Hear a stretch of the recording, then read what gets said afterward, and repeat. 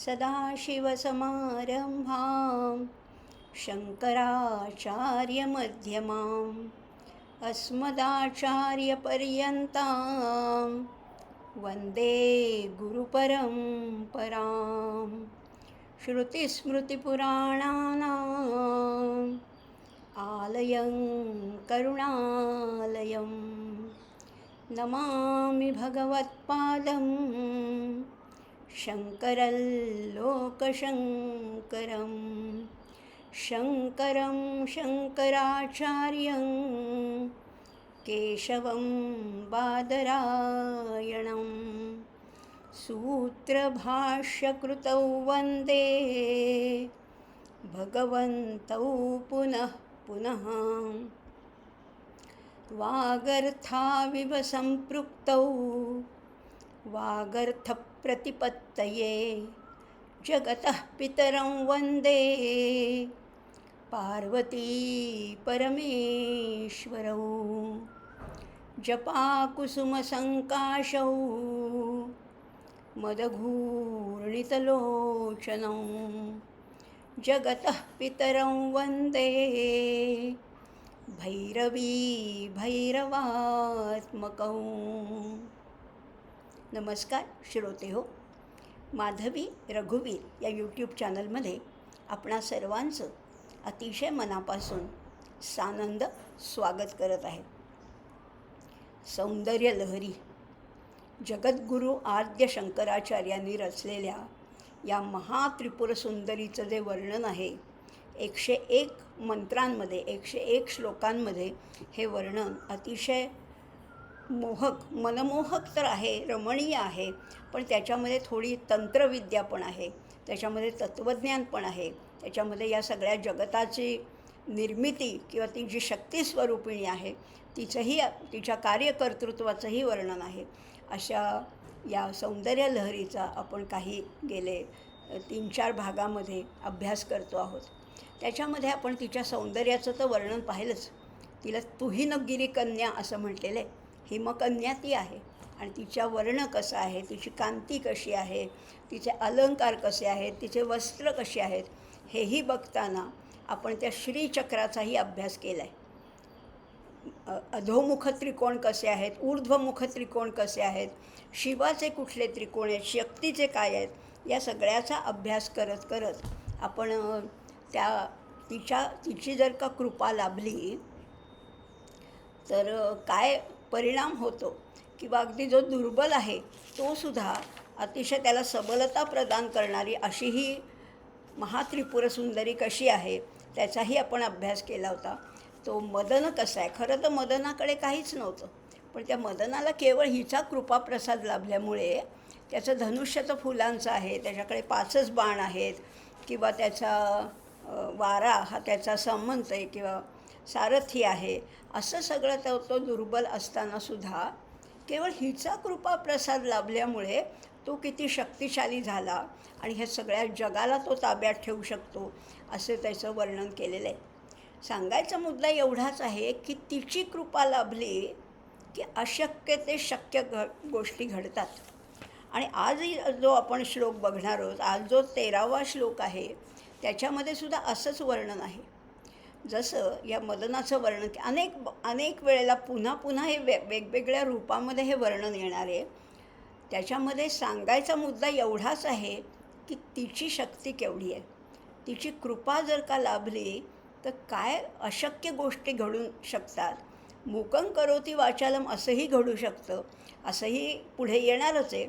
आज मात्र आपण 13वा जो श्लोक घेणार आहोत त्याच्यामध्ये असं म्हटलेलं आहे की साधारणपणे मदनाचा पुतळा असं म्हणतो ना आपण, किंवा अतिशय सुंदर व्यक्तिमत्वाला आपण काही उपमा देतो किंवा त्यांच्याकडे स्त्रिया आकृष्ट होतात.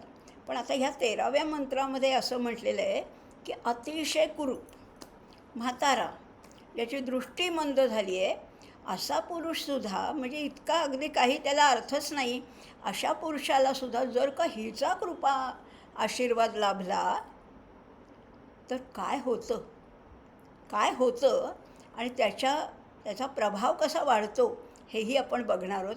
आणि त्याच्याकडे स्त्रिया कशा आकृष्ट होतात हे अतिशय समर्पक शब्दामध्ये आणि 2 विरोधाभासामध्ये सांगितलं आहे. पहिल्या 2 ओळीमध्ये त्याचं वर्णन आहे. तो पुरुष कसा आहे बघूया. आपण आधी मंत्र श्लोक वाचूया, त्याचा अर्थ शब्दशः अर्थ समजावून घेऊया आणि त्याच्यातला जो गुह्यार्थ आहे तोही समजून घेऊया. याचं जरी शास्त्र तंत्रविद्या असली किंवा ते चक्र कुठल्या धातूच्या पत्र्यावर काढावं, त्याला काय नैवेद्य दाखवावा, त्याचा जप कसा करावा, हे सगळं जरी त्याच्यामध्ये अध्यारूत असलं तरी आपण तिकडे फार जाणार नाही आहोत. आपण ह्याच्यातलं वाङ्मयीन सौंदर्य किंवा आचार्यानं त्याच्यातनं काय सांगायचं इकडेच जास्त फोकस करणार आहोत. तर बघूया हा 13वा श्लोक काय सांगतोय तो. नरं वर्षीयांसं नयनविरसं नर्मसुजलं तवापाङ्गालोके पतितमनुधावन्ति शतशः गलद्वेणीबन्धः कुचकलशविस्त्रस्तसिचया हठात्तृट्यत्काञ्चो विगलितदुकुला युवतयः. काय म्हटलेले. नरम कसा आहे हा नर. वर्षीयांसम पुष्कळ वर्ष जगलेला आहे म्हणजेच म्हातारा आहे. नर कसा आहे. वर्षीयांसम म्हातारा आहे.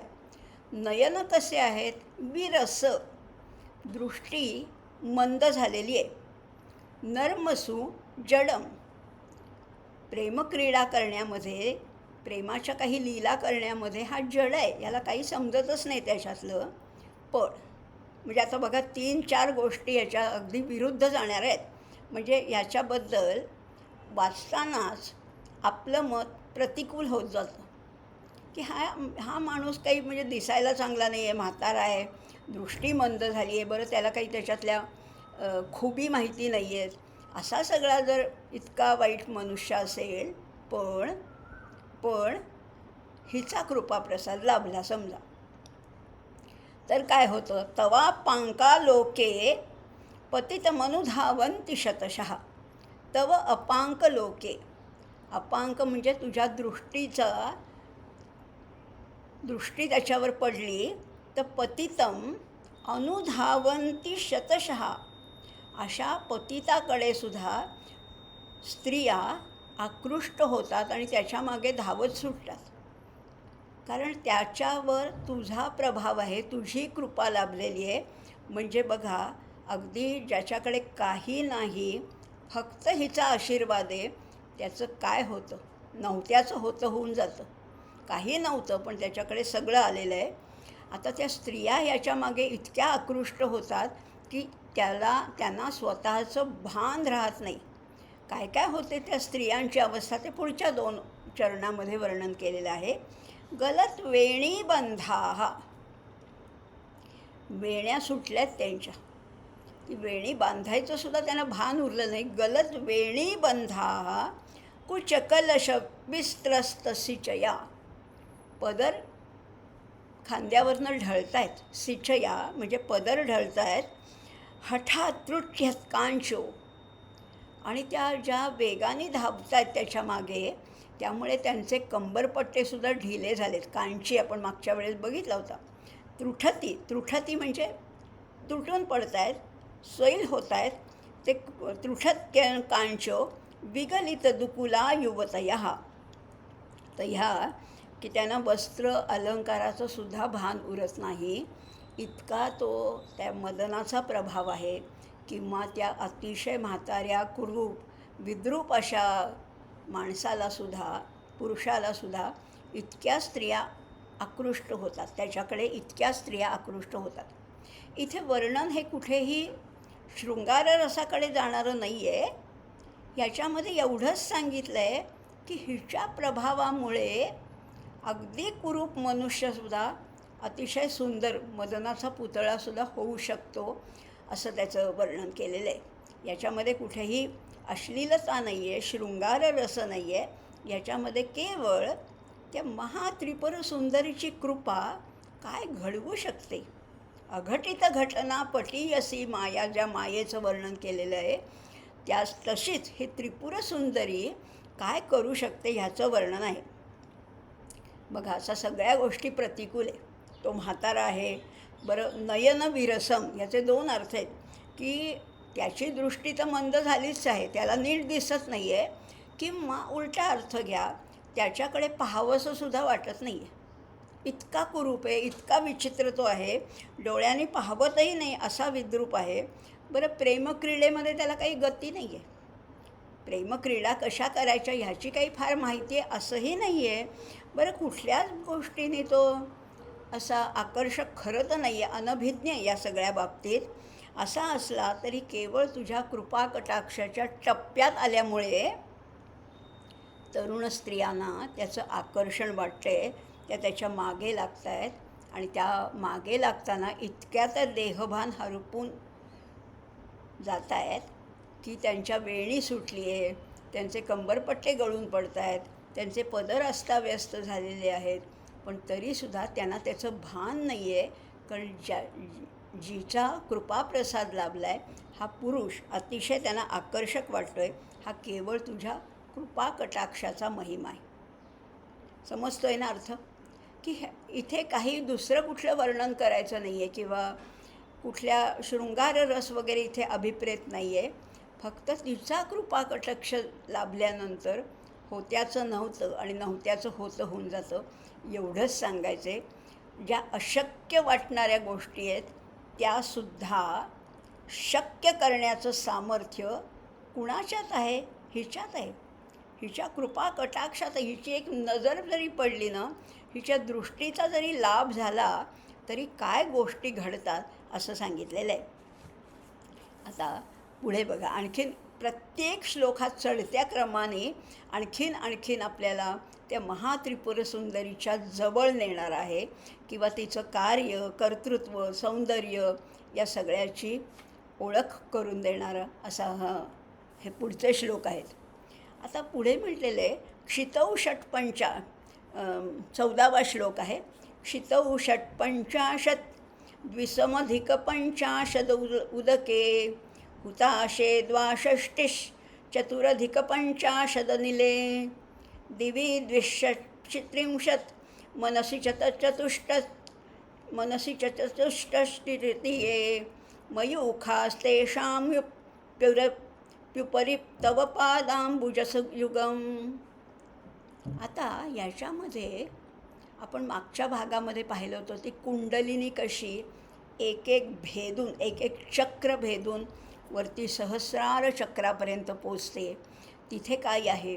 तिथे चंद्र सरोवर आहे आणि त्याचे सगळे किरण पुन्हा त्या खाली आपल्या सगळ्या नाड्यांमध्ये 72,000 नाड्यांमध्ये पसरतात आणि त्यामुळे शरीराला पोषण लाभतं असं आपण मागच्या वेळेत पाहिलं होतं. आता पुन्हा तोच मुद्दा आहे, पण काय आचार्यांची प्रतिभा आहे, काय उपमा आहे. आता म्हणत आहेत की हे मयूख आहेत, ही ती चंद्राची किरणं आहेत. मयूख म्हणजे किरण. आपल्या शरीरामध्ये 6 चक्र आहेत, हे तर मागच्याच भागात आपण पाहिलं होतं. पण त्याच्यामध्ये सुद्धा ती किरणं किती आहेत आणि त्याचं कॅल्क्युलेशन कसं आहे, त्याचं कशी विभागणी केली आहे ते पण आज आपण ह्या श्लोकामधनं बघणार आहोत. थोडा तांत्रिक भागाकडे जाणारा हा श्लोक असला तरी तोही समजून घेताना आपल्याला निश्चितच आनंद वाटणार आहे. बघा, आपण पाहिलं होतं की पृथ्वी चक्र आहे, म्हणजे काय स्वाधिष्ठान चक्र आहे ते पृथ्वी आहे, मग जल आहे, मग अग्नी आहे, मग वायू आहे, आकाश आहे आणि मन आहे. ही 6 चक्र ही 6 भागामध्ये विभागलेली आहेत, पंचमहाभूत आणि मन. आता असे किरण आहेत. आता बघा, पृथ्वी तत्वाचे 56 किरण आहेत, जलतत्वाचे 52 आहेत, अग्नितत्वाचे 62 आहेत, वायुतत्वाचे 54 आहेत, आकाशतत्वाचे 72 आहेत आणि मनस्तत्वाचे 64 असे किरण आहेत. आता कुठनं तुम्ही म्हणाल हे कुठनं संख्या काढल्यात तुम्ही? इथेच सांगितले क्षितौ षट्पंचाशत्. षट म्हणजे 6 आणि पंच म्हणजे 5.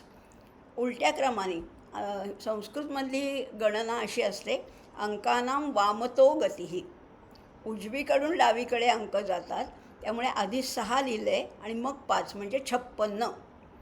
षट्पंचाशत 6 आणि 5 म्हणजे 5वर 6 56. द्विसमधिक पंचाशत उदके 2 द्विसम आणि पंचाशत 5 2 आणि 5 म्हणजे 52. नंतर म्हटलेलं आहे हुताशे द्वाषष्टी हुताशे म्हणजे अग्नितत्वामध्ये द्वाषष्टी द्वा म्हणजे 2 आणि षष्टी म्हणजे 6 6वर 2 म्हणजे 62 आहेत. वायुतत्वामध्ये काय आहे पंचाशद अनिले 50 चतुरधिक पंचाशत 4 आधी लिहिलेत आणि मग 5 लिहिलेत म्हणजे 5 आणि 4 हे वायुतत्वाचे 54 आहेत किरण. आकाशतत्वामध्ये दिवी म्हणजे आकाशतत्व आहे. द्विषट्त्रिंशत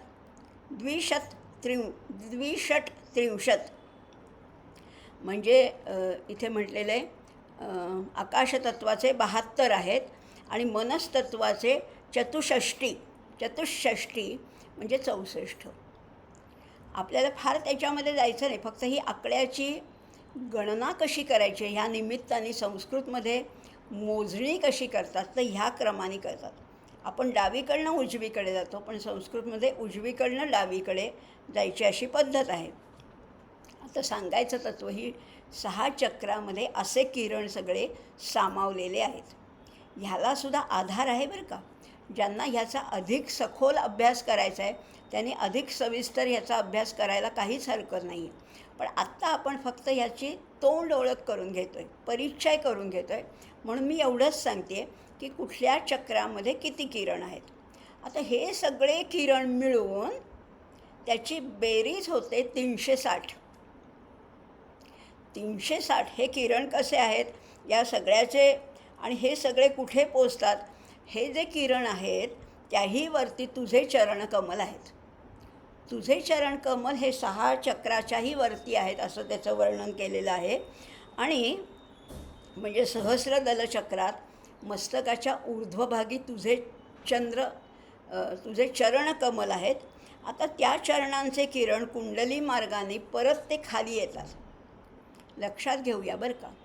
या शरीरामध्ये जी हालचाल आहे, जे वहन चाललेलं आहे, जे काय म्हणतात तो प्रवास चाललेला आहे, खालून वर आणि वरून खाली हा प्रवास चाललेला आहे.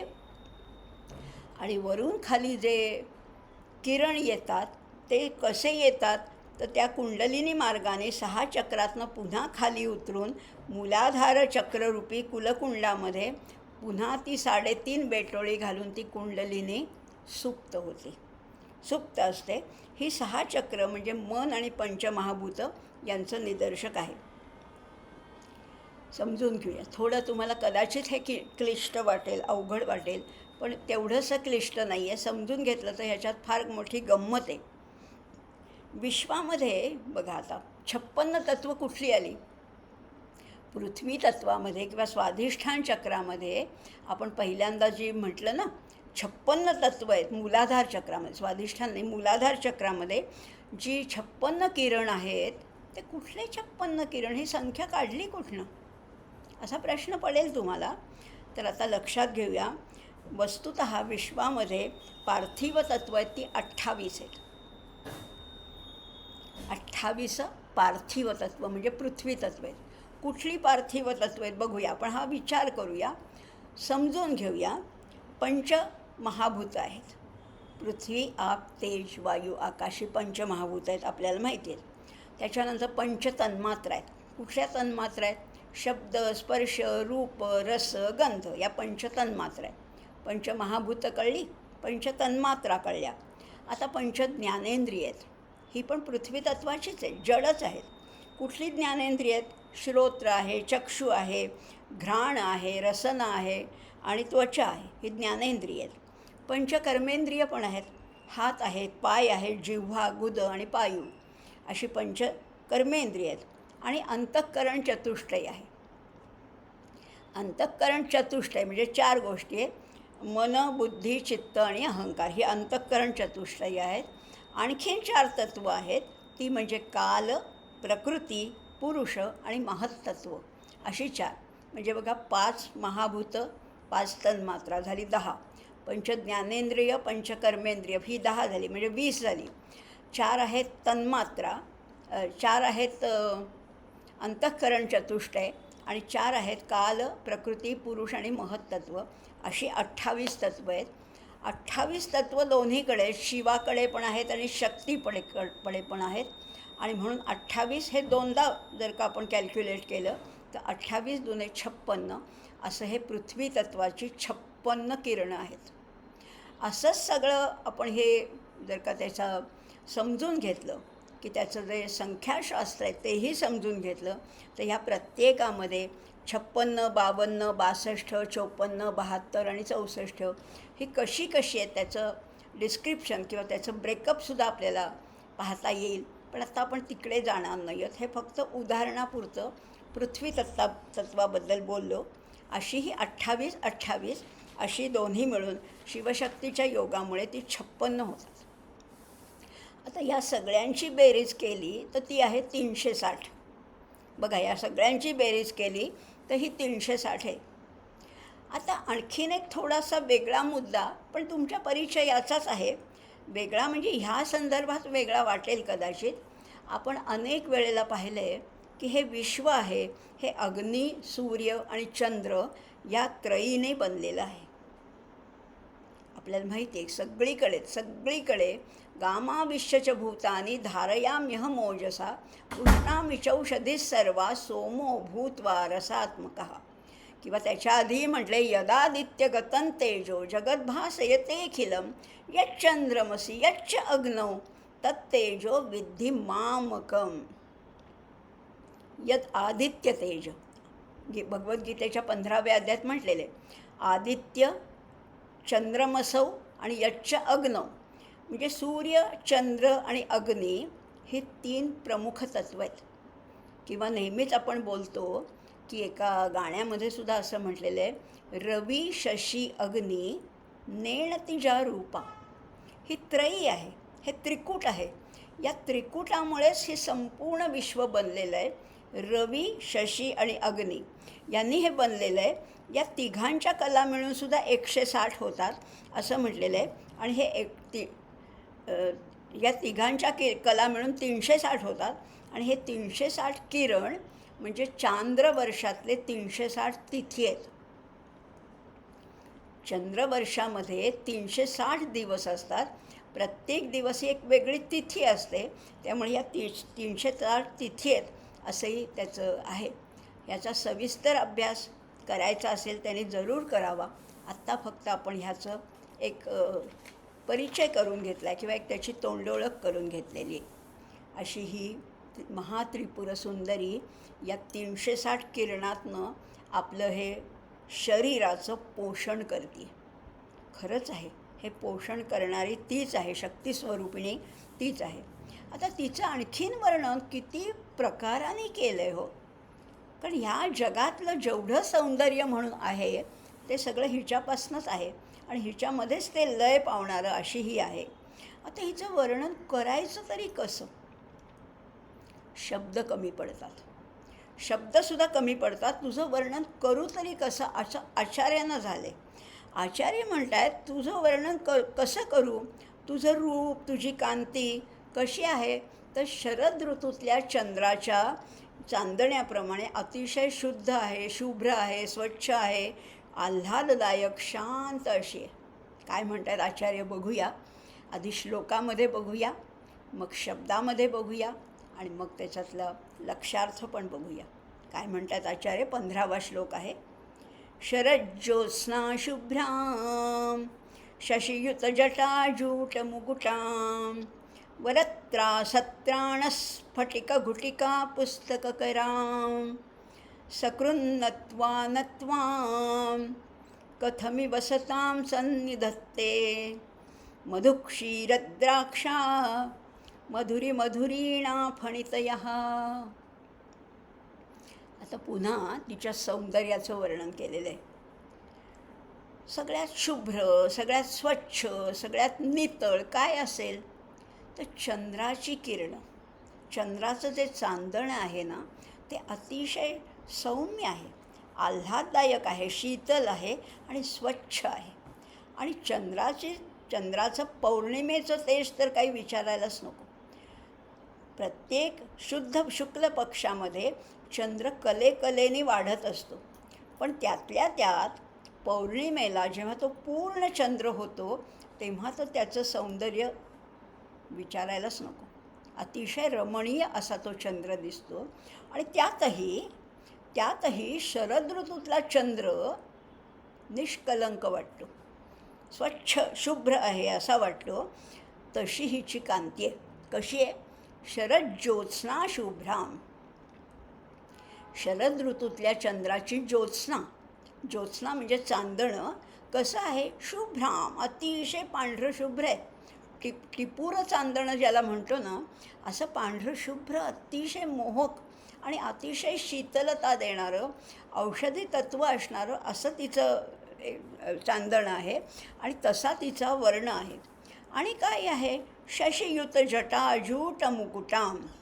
आणि तुझ्या जटाजूटावर, तिने जटा बांधलेल्या आहेत, त्याच्यावर जे मुकुट आहे, त्या मस्तकावर जो मुकुट आहे, त्या मुकुटावर चंद्राची कोर शोभून दिसते. बघा, अधिकस्य अधिकम फलम म्हणतात ना, आधी तिचा वर्णच मुळी चांदण्यासारखा आहे. शुभ्र, स्वच्छ, शीतल, आल्हाददायक आहे. त्याच्यात तिने जो मुकुट घातला आहे, त्या मुकुटावर आणखीन एक चंद्राची कोर आहे. आजच्या भाषेत म्हणलं तर अगदी चेरी ऑन द केक असं ज्याला म्हणतो आपण. त्यामुळे तशी ही आधी स्वतः ज्योत्स्नेसारखी तिची कांती आहे आणि त्याच्यावर मुकुट घातला आहे आणि त्याच्यामध्ये पुन्हा चंद्राची कोर शोभून दिसते. त्याचं ते शिरोभूषणच आहे. आता आणखीन तुझे 4 हात आहेत, ते 4 हातसुद्धा किती प्रसन्न आणि किती देणारे आहेत. काय आहे तिच्या हातामध्ये? तुझ्या 4 हातापैकी एका हातामध्ये तू वरमुद्रा धारण करतेस, वर देतेस.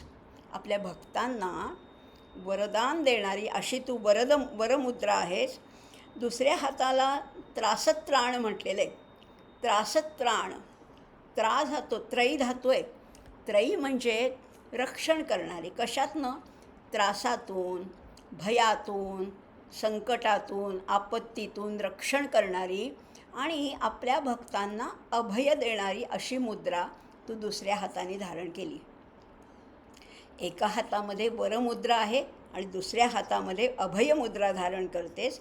आता तिसऱ्या हातामध्ये काय धारण केलेलं आहे? स्फटिक घटिका. स्फटिक घटिका, घट म्हणजे घडा आणि छोटासा घडा असतो त्याला घटिका असं म्हटलेलं आहे. स्फटिकाचा छोटासा कलश धारण केल्यास एका हातात, किंवा दुसरा पाठभेद त्याच्यामध्ये आहे. स्फटिक घटिका न म्हणता काही ठिकाणी घुटिका म्हटले, काही ठिकाणी गुलिका म्हटलेलं आहे. त्याचा अर्थ आहे मणी. घुटिका किंवा गुलिका म्हणजे लहानसा मणी, म्हणजे स्फटिकाच्या मण्यांची माळ तू एका हातामध्ये धारण केली आहेस आणि चौथ्या हातामध्ये पुस्तक धारण केलेलं. ही साक्षात वाग्देवता आहे ना, मुक्याला बोलकं करणारी ही वाग्देवता आहे. हिच्या हातात पुस्तक आहेच.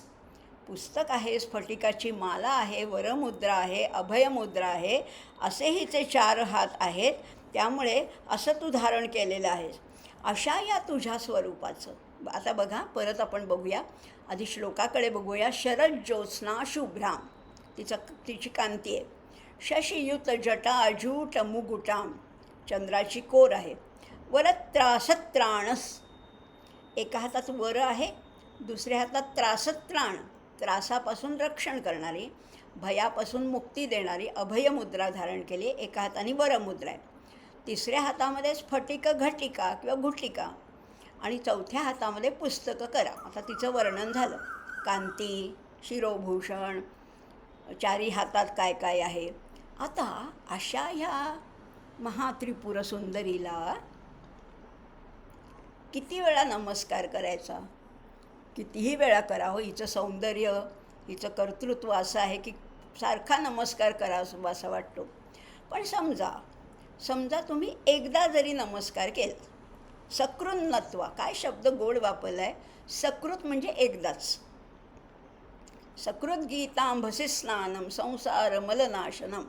एकदाच गीतेमध्ये स्नान केलं तरी संसाराचा सगळा मल निघून जातो, पाप निघून जातात असं वर्णन केले ना. एकदा ह्या अर्थाने इथे सुद्धा म्हणले सकृन्नत्वा, एकदाच तिला नमस्कार केला. नत्वाम, तर काय होतं, कथमिव सताम सन्निदधते, तर तू कशी बरं त्यांना मधुरवाणी प्रदान करणार नाहीस. नत्वाम सन्निदधते, कुणाला, सज्जन लोकांनी तुला जर एकदा जरी नमस्कार केला तर तू त्यांना भरभरून देतेस. प्रश्न विचारलाय, तू का बरं देणार नाहीस, याचा उत्तर आहे नक्कीच देशील. पण इथे एक फार सुंदर गोड अनुप्रास साधला आहे. सकृन्नत्वा असं म्हणले. सकृन म्हणजे एकदा नमस्कार केल्यावर, नत्वा म्हणजे नमस्कार करून, आणि पुढे म्हणले नत्वाम, तू का बरं देणार नाहीस. अनुप्रास साधला आहे, नत्वा आणि नत्वाम असा अनुप्रास साधला आहे. आता तू का बरं देणार नाहीस, काय देणार नाही आहेस, काय देते हे बघूया आपण. मधु क्षीर द्राक्षा मधुरी मधुरीणा फणितया, तुला वंदन केलं, तुझं ध्यान केलं, तुला नमस्कार केला, तर जे कोणी नमस्कार करतील असे जे सज्जन आहेत, जे श्रद्धेने भक्तिभावाने तुला नमस्कार करतात, त्यांना तू इतकी मधुरवाणी देतेस. कशी मधुरवाणी, इथे म्हटलेले भणितया, भण धातू आहे संस्कृतमध्ये. भण म्हणजे बोलणे, वाणी किंवा फणितया असाही पाठभेद आहे. भणितया किंवा फणितया काही घ्या, पण याचा अर्थ वाणी असा घेतला तर त्या भक्ताला, त्या साधकाला तू मधुरवाणी प्रदान करतेस. त्याला सताम, किती मधुरवाणी. सताम म्हणजे बृहस्पती किंवा कविश्रेष्ठाचे गुणसुद्धा त्याला तू देऊन टाकतेस. म्हणजे नुसतीच वाणी मधुर आहे, नादानी मधुर आहे असं नाही आहे, त्याच्यामध्ये कवित्व आहे, फार आशयगर्भता अशी त्याच्यामध्ये आहे. अशी वाणी त्यांना कवित्व शक्ती प्राप्त होते. तुला एकदा नमस्कार केला तर. आता बघा काय ह्याच्यापेक्षा काय महिमा वर्णन करावा. एकदा तुला नमस्कार केला तर तू जे कोणी सज्जन लोक, सज्जन म्हटलेले मात्र इथे, सज्जन लोक म्हणजे मनापासनं श्रद्धेने भक्तिभावाने जे नमस्कार करतात त्यांना तू बृहस्पतीच्या तोडीची, वाचस्पतीच्या तोडीची वाणी प्रदान करतेस. आणि ती वाणी तर आहेच आहे, ती अर्थगर्भ तर आहेच आहे, पण त्याला इतकं माधुर्य आहे. किती माधुर्य. 4 उदाहरणं दिली आहेत. गोड गोड गोड गोष्टी म्हटल्यानंतर तुमच्या डोळ्यासमोर काय येतात, त्या सगळ्या गोष्टी इथे मांडलेल्या आहेत. मधु क्षीर द्राक्षा, मधु म्हणजे मध, क्षीर म्हणजे दूध पण अर्थ आहे किंवा खीर, दुधापासून आपण खीर बनवतो, गोडच आहे ना. मध गोड आहे, खीर गोड आहे, द्राक्ष तर अतिशयच गोड आहेत. म्हणजे मध असेल यापेक्षासुद्धा त्यांच्या वाणीमध्ये तू माधुर्य ओततेस, त्या वाणीला आणखीन माधुर्य देतेस. कशापेक्षा, मधु क्षीर द्राक्ष ह्याच्यापेक्षाही त्यांची वाणी मधुर करून टाकतेस. आता एवढं मोठं आचार्यांनी तिचं महात्म्य वर्णन केलं आहे, आणि तरीसुद्धा त्या महात्रिपुर सुंदरीला जे नमस्कार करत नाहीत ते किती करंटे म्हणावेत. एवढं भरभरून देणारी आहे तुमच्या एका नमस्काराच्या बदल्यात. एवढी जर महात्रिपुर सुंदरी आहे, आणि ह्या 3 गोष्टीचं उपमा दिलेली आहे. मधु क्षीर द्राक्षा, ह्या सगळ्याच गोष्टी मधुर आहेत. पण बघा, आपण व्यवहारात बघतो की एकाला जी गोष्ट आवडते ती दुसऱ्याला आवडेलच असं नाही. आणि गोड गोष्टी काही कमी आहेत का. श्रीखंड आहे, बासुंदी आहे, पुरणपोळी आहे, जिलबी आहे, गुलाबजाम आहे, पेढा, बर्फी, अनेक गोष्टी आहेत. पण सगळ्यांनाच सगळ्या कुठे आवडतात हो. म्हणजे जिलबी गोड आहे, पण जिलबी काही पुरणपोळीसारखी लागते का, नाही ना. जिलबीची गोडी वेगळी, पुरणपोळीची वेगळी, पेढ्याची वेगळी, बासुंदीची वेगळी. आणि एक गोष्ट जे एखाद्याला आवडत असेल पण दुसरी आवडेलच असं नाही आहे. संस्कृतमध्ये एक फार सुंदर सुभाषित आहे बरं का. दधी मधुरम, कुणाला दही आवडतं, खूप आवडतं, किंवा जेवल्यावर दह्याशिवाय होतच नाही. ते म्हणतात दही म्हणजे अगदी या पृथ्वीवरचं अमृत आहे. दधी मधुरम, मधु मधुरम, द्राक्षा मधुरा सुधापि मधुरैव काय काय मधुर आहे. दधी मधुरम, मधु मधुरम, मध पण मधुरच आहे. द्राक्षा मधुरा, सुधापी मधुरैव, अमृत तर मधुरच आहे. पण सगळ्यांसाठी सगळं नाही आहे. तस्य तदेव हि मधुरम यस्य मनो यत्र संलग्नम. त्याला तेच गोड वाटलं ज्याचं मन तिथे जडले ते. सगळ्यांनाच सगळं आवडत नाही. एखाद्या घरातसुद्धा एखादा मुलगा त्याला दही अतिशय आवडतं आणि दुसरा म्हणतो की छे, मला डोळ्यासमोरसुद्धा ते दही नको. काय काय अर्थ आहे याच्यामध्ये? म्हणजे ज्याला जे आवडतं त्याला ते गोडच वाटतं. प्रत्येकाची आवड निवड वेगळे. रुचीनाम वैचित्र्यात रुजुकुटील नाना पथजुषाम. समाज असाच आहे ना. वेगवेगळ्या रुचींच्या लोकांचं ही सगळी सांगड घातलेला असा हा समाज आहे. प्रत्येकाला म्हणून इथे आचार्यांनी तिन्ही उदाहरणं दिली आहेत. मधु क्षीर द्राक्षा, त्यांच्यापेक्षाही मधुरी मधुरीणा, त्यांच्यापेक्षाही गोडवाणी ही महात्रिपुर सुंदरी सज्जनांनी एकदा नमस्कार केला तो त्यांना देऊन टाकते. मग करूया का आपण नमस्कार? आपणही नमस्कार करूया, मात्र तो वरवरचा नको. तो आतपासनं पाहिजे, मनापासनं पाहिजे, श्रद्धेने पाहिजे, भक्तिभावाने पाहिजे. तिच्या शक्तीला, तिच्या शक्तीसमोर आपल्याला नतमस्तक व्हायला पाहिजे. त्यामुळे अशी ही महात्रिपुर सुंदरी आहे. जसं शिवमहिम्न आहे ना, तसं शक्तिमहिम्न पण आहे बरं का. शिवमहिम्न आपल्याला परिचित आहे. शक्तिमहिम्न आपल्याला फारसं माहिती नाही आहे. पण त्याच्यातला एक श्लोक जो आहे तो ह्या तिच्या रूपाशी अतिशय मिळता जुळता आहे. तो श्लोक काय आहे? वंदे वाग्भवमन्दवात्मसदृशं वेदादिविद्यागिरो भाषादेशसमुद्भवा पशुगतात् छन्दांसि सप्तस्वरान् तालान् पञ्चमहाध्वनीन् प्रकटत्यात्मप्रकाशेन यत् तद्बीजं पदवाक्यमानजनकं श्रीमातृके ते परम. असं त्या मातृकाला वंदन केलेलं आहे. ही जी वाग्दैवता आहे, ही जी सरस्वती आहे, ही जी जगदंबा आहे, तिला कितीही नावं द्या, वेगवेगळी नावं द्या, शेवटी त्याचं स्वरूप सगळ्याचं एकच आहे. ही महात्रिपुर सुंदरी अशी ती आहे.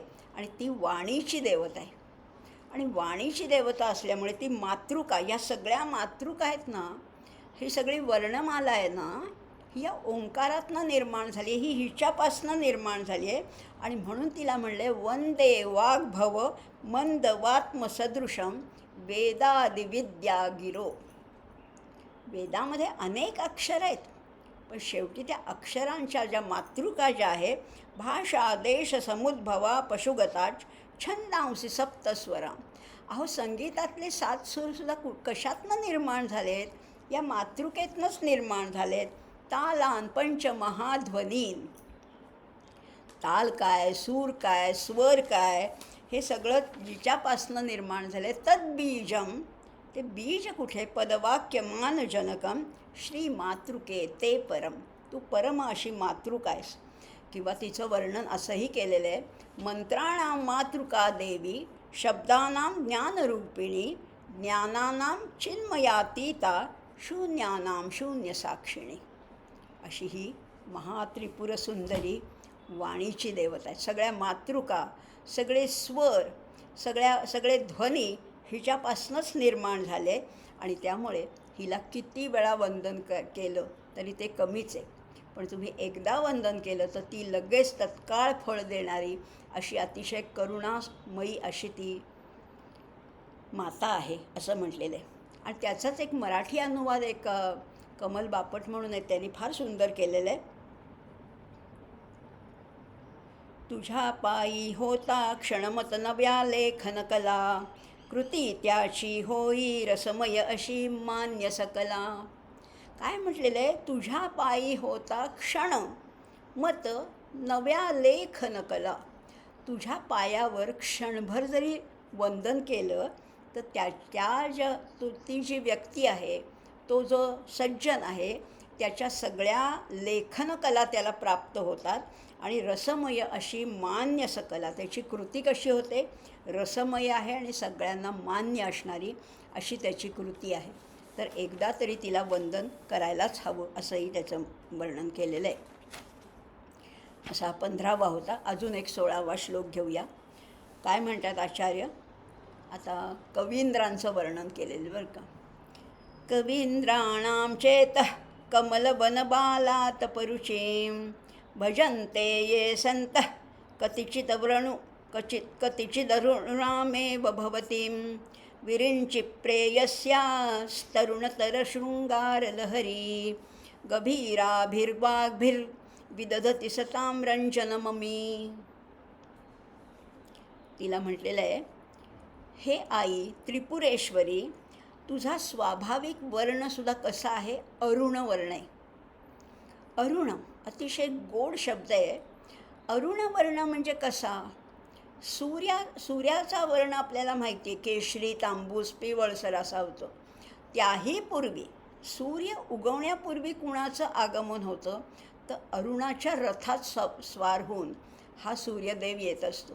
त्यामुळे पहिल्यांदा अरुणप्रभा प्रकाशते आणि ती कशी आहे, गुलाबी, केशरी, अगदी फिक्कट रंगाची, हळू उमलणारी असा तो अरुण वर्ण आहे.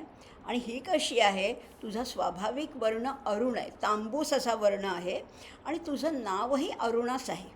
अरुणाख्या म्हटलेलं आहे तिला, नावही तिचं अरुणा आहे. अरुणा म्हणजे तांबूस वर्णाची, अतिशय मोहक अशी दिसणारी आहे. वर्णाने आणि नावाने तू दोन्हीकडनं अरुणा आहेस. आणि जे कोणी सज्जन, बघा इथे म्हटलेलं आहे सताम म्हणजे सज्जन, जे कोणी सज्जन तुझ्या या स्वरूपाचं ध्यान करतात. मागच्या श्लोकामध्ये आपण एकदा वंदन करतात म्हटलं होतं. इथे म्हणले जे कोणी सज्जन तुझ्या या स्वरूपाचं ध्यान करतात, ते काय करतात, त्यांना तू वाणीचं वरदान तर देतेस, ते आपल्या अपूर्व वाग्विलासाने सज्जनांची, मोठ्या विद्वानांची अथवा देवतांची मनंसुद्धा रमवण्यासाठी समर्थ ठरतात. इतका त्यांच्या वाणीचा प्रभाव आहे. कुणामुळे प्रभाव आहे? हिचं ध्यान केल्यामुळे त्या सज्जनांना त्या वाणीमध्ये असं काही तेज आहे, असं काही ओज आहे की त्यांचे शब्द मन रमवून टाकतात. आपण त्याच्यामध्ये गुंग होऊन जातो, असे त्यांचे शब्द आहेत, असं त्याचं वर्णन केलेलं आहे. आता ही अरुणा देवी आहे बरं का.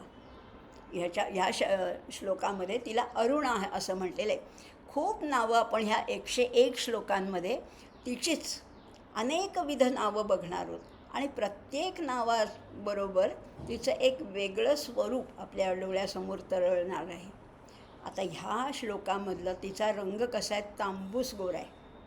नुसता पांढरा गोरा नाही आहे, तांबूस छटा आहे त्याच्यामध्ये.